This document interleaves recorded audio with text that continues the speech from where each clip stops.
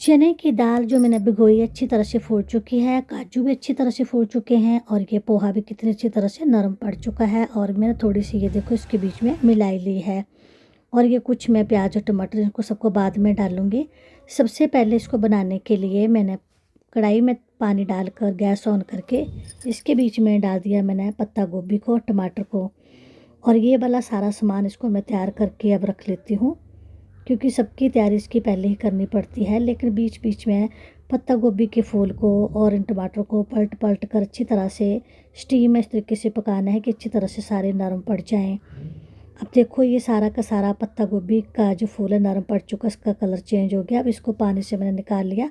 चलो तड़का तैयार करने के लिए कढ़ाई में मैंने सरसों का तेल डाल दिया, उसके बीच में डाल दिए मैंने तेज़पत्ता, जीरा, साथ में ये देखो डाल दी लाल मिर्च, थोड़ा सा नमक टेस्ट के अकॉर्डिंग। और थोड़े से इसके बीच में अब कड़ी पत्ते के जो पत्ते हैं उनको भी इस तरीके से काट के देखो मैंने बीच में डाल दिए। अब उसके बाद में अच्छी तरह पकने के बाद इसके बीच में चने की दाल को पानी से निकाल कर इसके बीच में डाल दिया। अब इनको अच्छी तरह से 2-3 मिनट के लिए अच्छी तरह से थोड़ा सा पकाना है। और से साथ में इसके चाट मसाला और सबको डालने के बाद जब ठंडा हो गया तो अब इसको मैं डाल रही हूँ मिक्सी के जार के बीच में। और इसके साथ में ही ये पोहा जो अच्छी तरह फूल चुका है इसको इसके बीच में अब दोनों को मैं इकट्ठा ही इनको ग्राइंड करूँगी।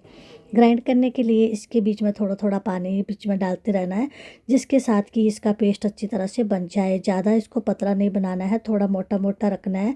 अब चलो टमाटर की क्यूरी बना के भी रख लेती हूँ और उसके बाद अब काजू का सबका पेस्ट बना के अब मैं इसकी तैयारी करके आपको दिखाऊंगी आगे इसको किस तरीके से कैसे इसको डालना है। इस तरीके की आप सब्ज़ी ज़रूर बनाना, ये बहुत टेस्टी बनती है। चलो पत्ता गोभी का जो फूल है वो ठंडा हो गया।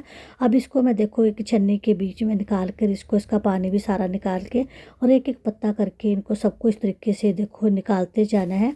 सारे पत्तों को ऐसे निकालना है कि ये साबुत ही निकलने चाहिए, जिसके साथ कि बहुत अच्छी तरह से ये आज की जो मैं रेसिपी बता रही हूँ इस तरीके से बनती है।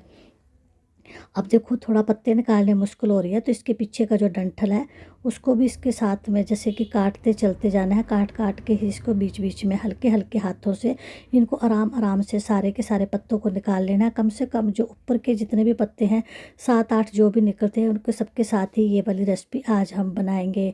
इस रेसिपी को आप ज़रूर बनाना है, क्योंकि कई बार बच्चों का पत्ता गोभी की सब्ज़ी खा के मन भर जाता है। तो अगर आप इस तरीके से बनाएंगे तो उनको बहुत ही पसंद आएगी, क्योंकि हमारे यहाँ तो सबकी फेवरेट बन चुका है। अब देखो इस तरीके से मैंने सारे के सारे पत्ते जितने निकल सकते हैं उतने निकाल लिए और सबको इसको इस तरीके से निकालने के बाद जो सबसे नीचे का लास्ट का जो पार्ट है उसको भी वेस्ट नहीं करेंगे, उसको भी हम इसके बीच में यूज कर लेंगे जब हम सब्जी बनाएंगे।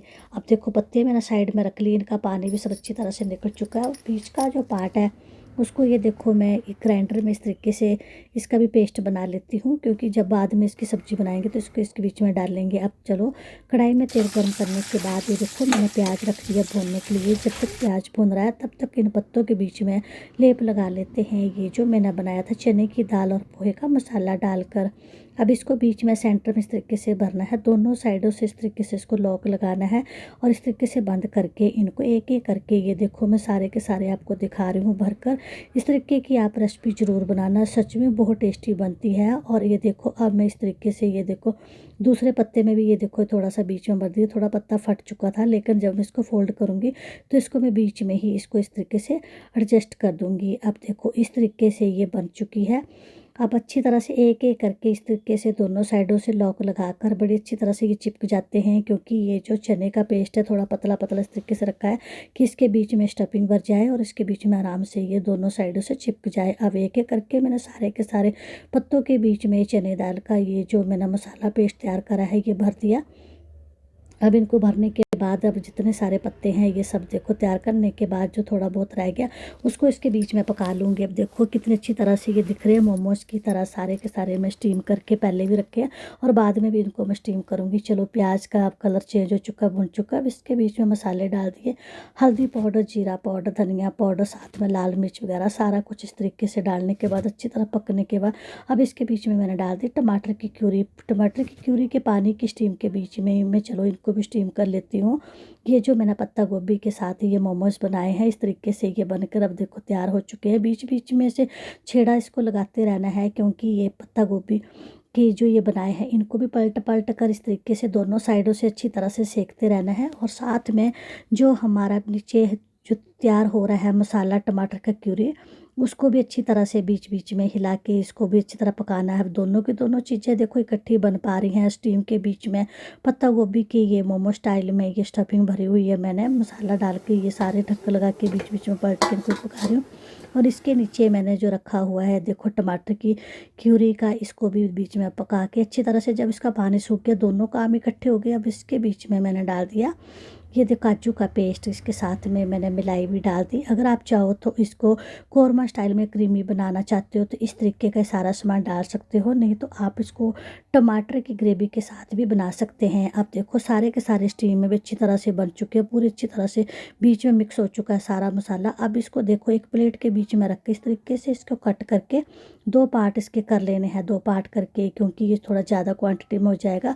और अब थोड़ी सी ग्रेवी को थोड़ा और बढ़ाने के लिए थोड़ा पानी डाल दिया और इसके बीच में मैं देखो सारे एक एक करके इस तरीके से डाल रही हूँ। देखो कितनी अच्छी तरह से बनकर तैयार होगी। अगर कोई बीच एक आध छूट भी जाता है तो भी इसके बीच में सारा मसाला अच्छी तरह से मिक्स हो जाता है। और इसके बीच में ही मैंने डाल दिया जो मैंने एक पेस्ट बनाया था पत्ता गोभी का, जो बच गया था सारा नीचे का पार्ट, सारा बीच में मिक्स कर दिया। अब देखो बनकर तैयार हो चुकी है। चलो अब शर्मा जी का टिफ़िन भर लेते हैं, उसके बाद सारे के सारे हम इसको खाएंगे। आप इस तरीके से जो ट्राई